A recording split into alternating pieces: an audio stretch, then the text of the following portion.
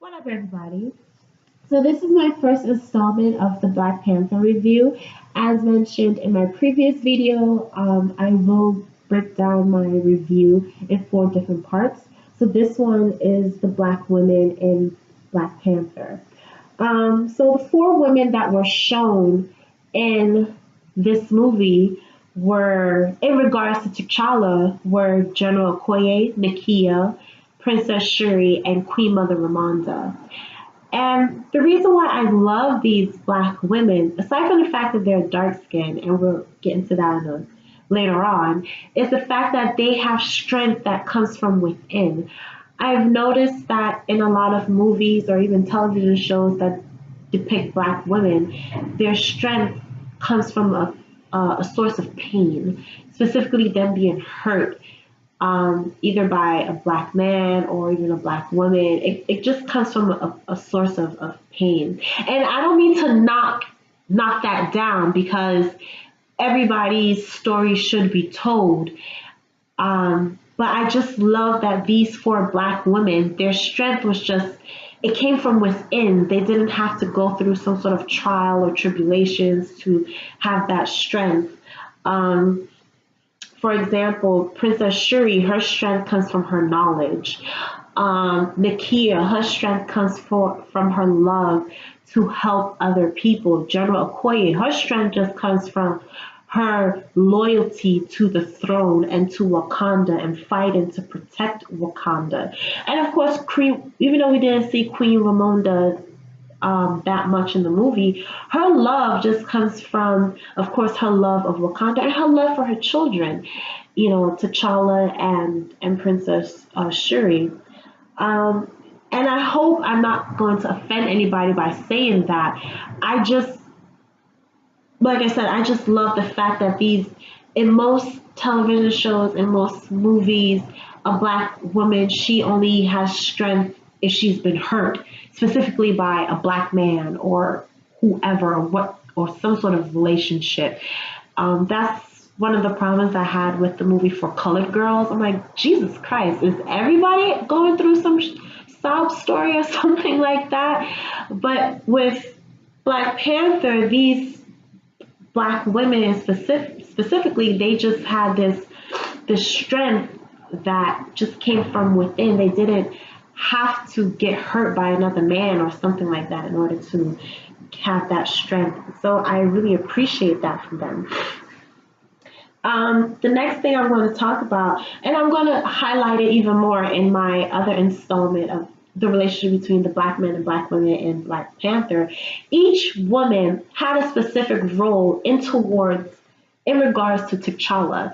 And as I mentioned in my previous video, nobody belittled T'Challa. T'Challa did not belittle any of the black women. These black women, they were sort of T'Challa, not sort of, they are T'Challa's anchor.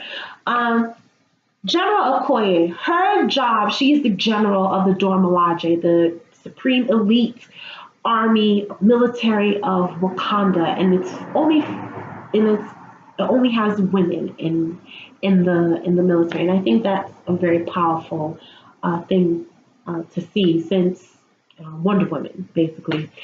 Um, and there's this sort of dichotomy, or yeah, between her and Nakia. Nakia is all about helping other people. And I don't know if it was meant to throw shade, Okoye throwing shade on Nakia, but Okoye was like, I can't just come and go as I please. My loyalty is here to this throne and here to this country, and she's more traditional, whereas Nakia, she's, I wouldn't say she's a revolutionary, but she challenges the tradition and the culture of Wakanda.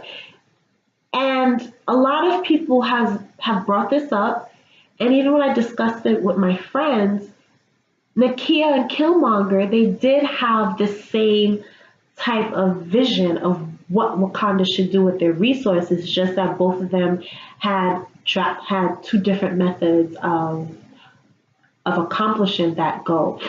But yes, with General Okoye, she's more traditional, she's loyal, and her role in regards to T'Challa is to remind T'Challa of his role as King of Wakanda.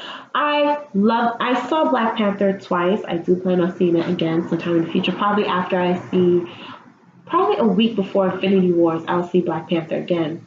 But the scene in which I was like, Okoye, is when um, they were bringing Agent Ross back to Wakanda. And Okoye was like, hey, listen, this man's job is to, report back to his country about government, and you're going to take him back to Wakanda. T'Challa, you are the king of Wakanda, and it is your job to protect Wakanda from outsiders. So her job is to, in regards to T'Challa, is to remind him of his role as king. And I think that's such an important aspect that, that women have when we're in a relationship with a man. We should remind him, not belittle him, not put him down, but remind him of his duty. Hey, it is your job as king of Wakanda to protect Wakanda from outsiders. Remember that, and that's her relationship. That's her relationship that she has with T'Challa. I even kind of see General Okoye as like a big sister to T'Challa. I just love that dynamic within their relationship. It's always the big, like when Agent Ross kept, touching T'Challa. I even felt a certain way. I'm like, yo, he's a king. You can't just touch a king anyhow you want to. And Okoye said, if this man touches you again, I will throw him on the table. So she has that protective big sister type of relationship with T'Challa.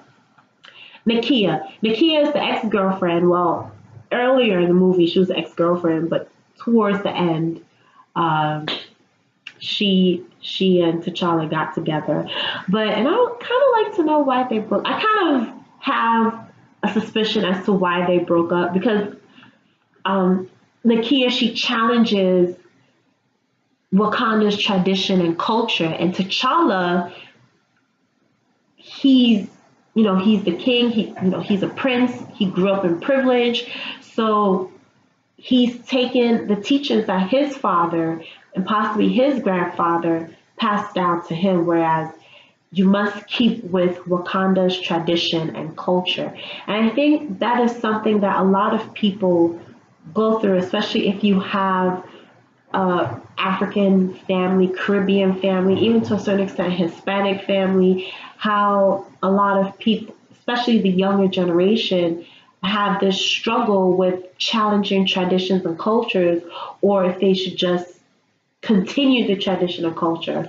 Lord knows that's what I'm going through with my family. Challenging the traditions and cultures within my family. We're Igbo. So I'm constantly challenging the traditions and cultures within the Igbo tribe. Nakia is the exact same way. She constantly challenges the tradition and cultures, and I think that's one of the things that probably caused her and T'Challa to break up in the first place. But yes, her role in regards to T'Challa is to remind him that he gets to choose what type of king and what type of man he wants to be. The scene where T'Challa learns the truth about what his father did to his uncle Njobu and leaving behind his cousin in the Jaka, I think that's how you say it, aka Eric Killmonger. He just couldn't come to terms of what his father did. And he confided in Nakia. And Nakia told him, hey, look at me. Nobody is perfect, but this is your opportunity to decide what type of king that you want to be.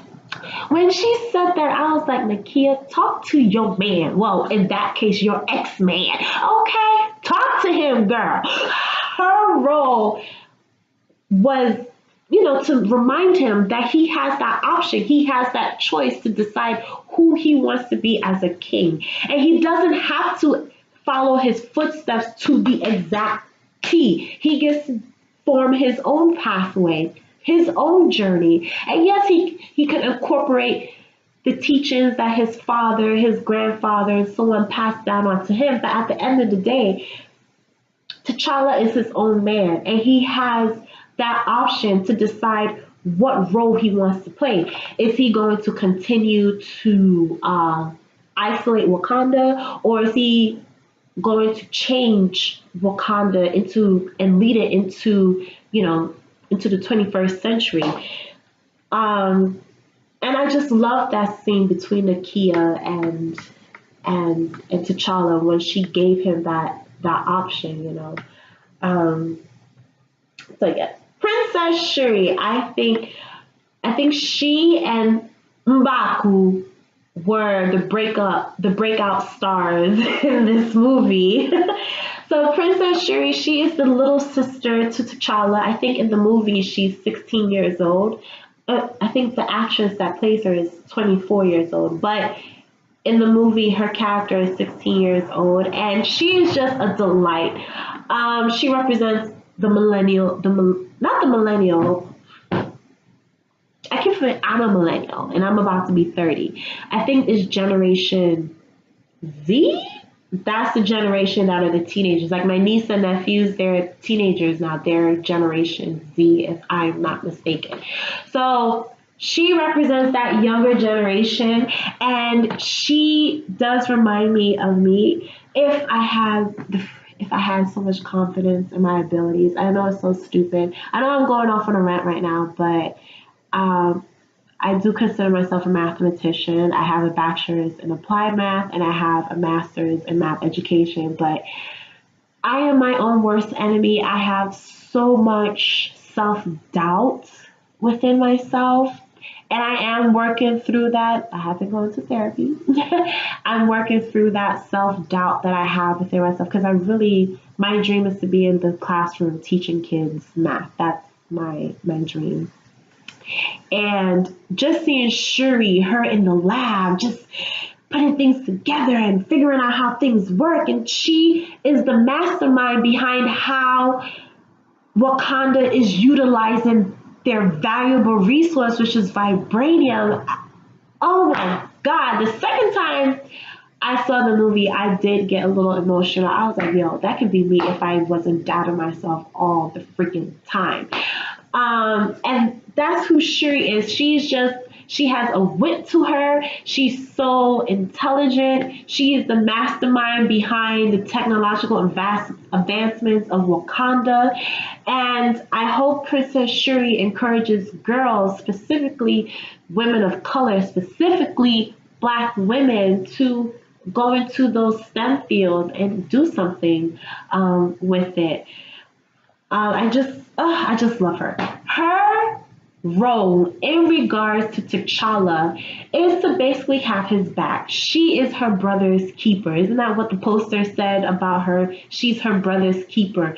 The scene where after T'Challa got resurrected and T'Challa requested from M'Baku to send his mother and his sister out of Wakanda to keep them safe, both Queen Mother Ramonda and Princess Shuri said, we're not going anywhere. And Princess Shuri brought out the necklace. She just so happened to have the Black Panther necklace. And she said, the Black Panther lives. I'm not going anywhere. You are my brother. I will always fight beside the Black Panther. She is her brother's keeper. That is her job. She always makes items, gear, that's a more appropriate word. She always makes gear to help her brother, and to just better it would just aid in his fighting skills even better. She's the one that made the kinetic suit. And now it seems as if she's going to be fixing all of the Avengers in Infinity Wars. Once again, a Black woman is going to save the fucking world. Because best believe she's the one that designed Bucky's freaking vibranium arm. I bet you she's the one that designed Captain America's new shield, which is made out of vibranium. His old shield was made out of vibranium as well, but this new shield is made out of vibranium. And I believe they're going to take Vision. You know, even though Marvel has a way of twisting, making their trailers look a certain way, but when you see the movie, you're like, oh.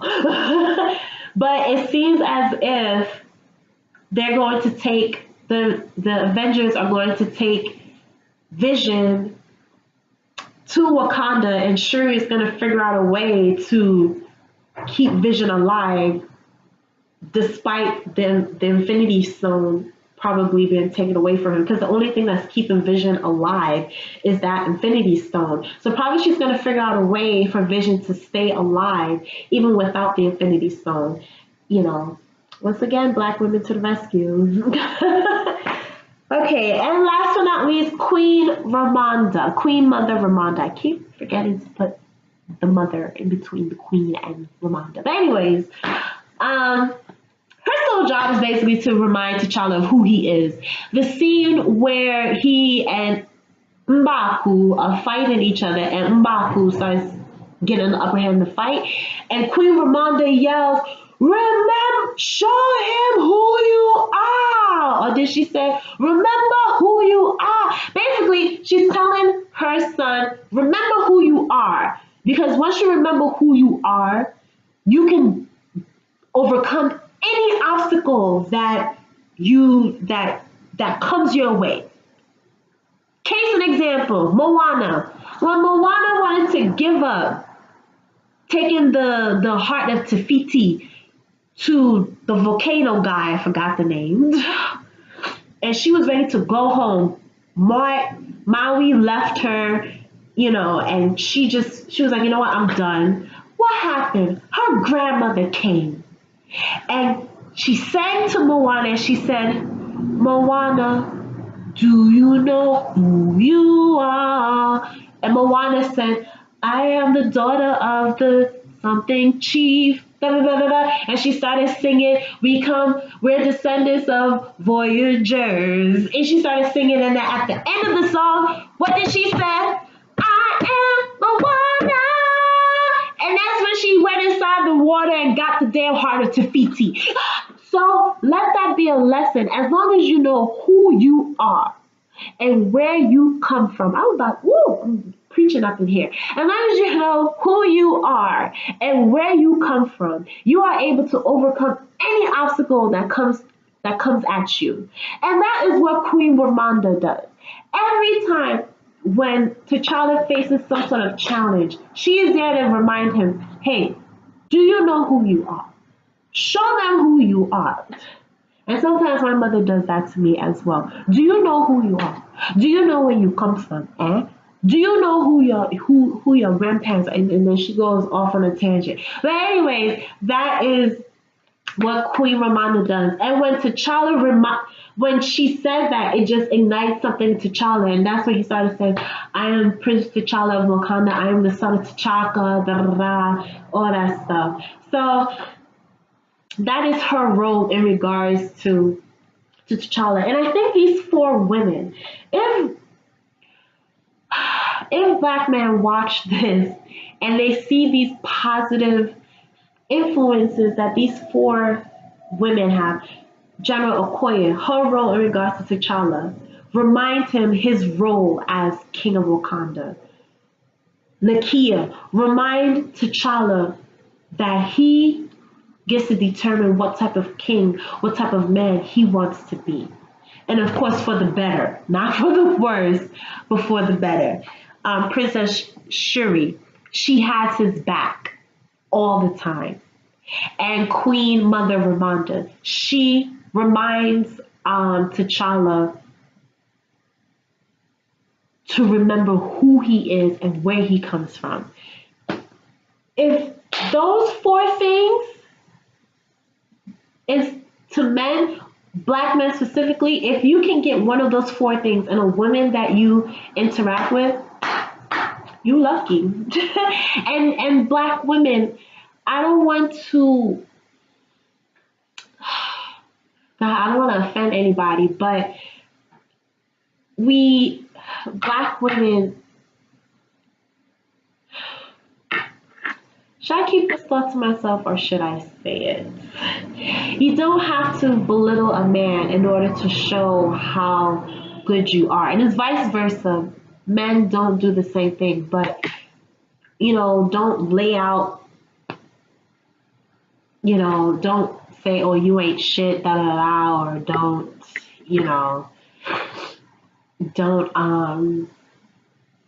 put a man down. Don't try to play the role that he, you know, fuck it.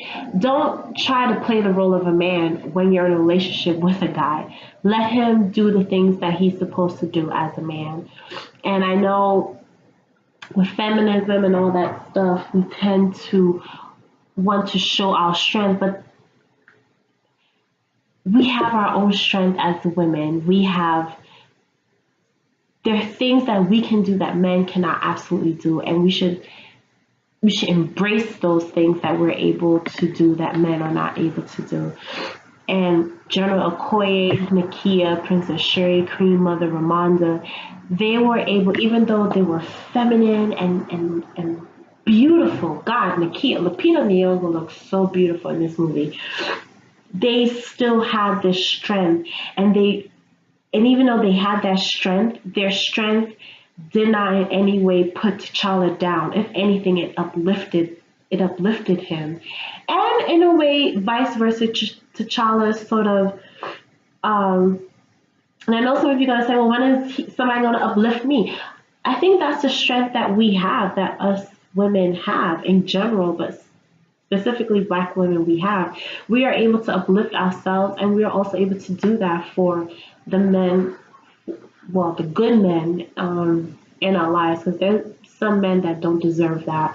But the good men that are in our lives, whether it's our fathers, our brothers, male cousins, or your significant other, we're able to uplift them while doing the same for us. And anytime when I need to be uplifted and I just don't have, that day I just can't do it, I always notice that it's always another woman that is there to uplift me, whether it's my mother, my sister, my female co-workers, my female friends from high school or even college. Somehow, some way, they're always able to uplift me. I'm sorry, it's never a man that has done that for me. And I'm not begging or looking for a man to do that for me. I'd rather have that with the women that are in my life. I'd rather have that with the women, because women, they don't expect anything in return, I think. Whereas men, if they uplift you, they sort of like say, haha, I did that for her. No. But with women, they do that. We just have that characteristics within us, and I think it's just a beautiful thing to have. Like even when I was in Bullock, it was a female captain, Captain Gamble. She was the one that was like, Precious, come on, toughen up, Not Precious, Elias. We go by our last name. Elias, come on, toughen up. She was always there to uplift me whenever I needed that encouragement. Or the other female lieutenants, they were always there to uplift me. So, and I think that's something we should have a pride in. We just have that ability to uplift ourselves. And if a man happens to be in our life and they're good to us, and you see that they deserve that, you uplift them as well. And that's something that these four women did. They uplifted T'Challa, and they also uplifted themselves. So yeah. So that's my review on Black women and Black Panther. Oh my God, I was going to talk about them being dark skinned. And the only thing I'm going to say about this is I hope that this encourages the media especially with the fact that Black Panther is breaking records. See, this is what happens when you live in New York City, Brooklyn. But anyways, and they're even arguing outside. Oh shit, someone's about to go down. But anyways, oh shit, what was I going to say? Don't you hate it when you have an idea in your head and you get distracted? Oh my god, what was I gonna say? Black women. Holy, oh, them being dark skinned, yes. Black Panther is breaking all sorts of records domestically and internationally. Specifically domestically, I think it's right now the fourth highest grossing superhero movie domestically in the US. Um, it's breaking all kinds of records, and I hope this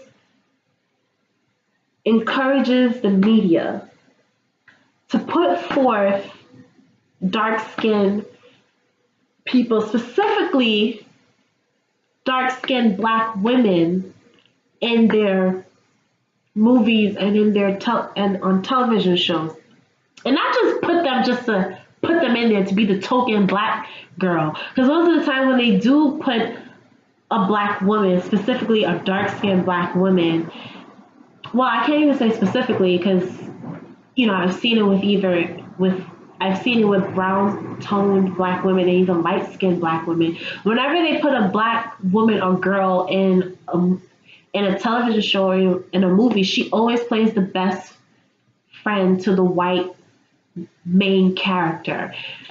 She's sort of like the sideshow. Even, I know I'm going off a tangent here, but one of the problems that I had with Dear White People, the Netflix series, is that the dark skinned girl, I forgot her name, shit. I'm gonna have to rewatch that series because season 2 I think is coming out this year. But one of the problems people had, specifically us black people had, is that we didn't get to see her story. Everybody had their own chapter, but she didn't have her chapter. She was just the best friend to Sam, the biracial chick. So we hope that they will put forth dynamic dark-skinned black women in more movies, in more television roles. Don't have them playing the stereotypical role, the angry black girl, the sassy, no nonsense having black girl that rolls her neck like almost every 5 seconds. I talk like this, put her finger in her face and all that stuff. We don't want to see that. We want to see. This is why I love Insecure. This is why I love shows like Insecure. I started following Issa Rae during her YouTube days of misadventures of the Misadventures of Awkward Black Girl. I just love her. I'm obsessed with Issa Rae. I am. But yes, we want to see these more dynamic characters, and we show that black women, dark skinned black women, are beautiful. Look, like I said, Lupita Nyong'o was just glowing in that movie. I don't know who was her makeup artist. I do not know who her hairdresser was, but I know for certain they were probably black. If they weren't, kudos to you, but I am certain that they were black because everything was on point. Even Okoye, she was just, this melanin in this movie Black Panther was just glowing. Like, I saw this movie, I was like, I need to take better care of my skin, which I am trying to. Unfortunately, I have eczema. But anyways, but I am looking for natural ways of just taking better care of my skin. But yes, more dynamic female, black, dark skin women, female characters in movies and television shows. I really hope that this will not just inspire Hollywood, but it will also inspire black directors and black writers of television shows, because even in predominantly black movies that's directed by a black male, or television shows that have a Black director or a Black writer, they still push forth the light-skinned Black woman or the biracial woman who identifies as Black. They still push her as, in the front. Like I said, as in Dear White People, they still push the light-skinned Black woman, or they push the biracial woman who identifies as Black. They still push her in the forefront as the beauty, as the dynamic character, as the love interest, and so on and so on and so forth. So hopefully we get to see more dark-skinned actresses, and hopefully, I gotta get all Brooklyn on this. Hopefully, now that Disney has reached a deal with Fox and they have the X-Men and Fantastic Four, I'm hoping that I will see a Storm that looks like me. No shade, but I am throwing shade. I grew up watching the Fox series of the X-Men, and I remember Storm having my skin tone, and now when they did the movie, she's looking kind of like 5 shades lighter than me. So I hope now that Marvel and Disney has seen the success of Black Panther, they're going to be like, okay, we're going to get Storm right. We're going to get Storm right. Retina Weasley, I didn't say any names. Retina Weasley, I'm not saying any names. From Queen Sugar, Retina Weasley, I'm not saying any names. I'm just saying. Retina Weasley, I'm just saying. But yes, this is my review of Black Women and Black Panther. The second installment, I will be talking about T'Challa versus Killmonger. Then, I don't know if I should talk about Black women and Black men. I think I highlighted that in this video, but I think I'll just probably no more than a 10-minute video. And then the favorite one that I really want to get into is the potential of African countries in regards to Black Panther. That's something I really need to do a lot of research on. So that's my review on Black women and Black Panther. I hope to see you guys again. Please subscribe and follow me on Instagram at Blue Precious, and I will see you next time.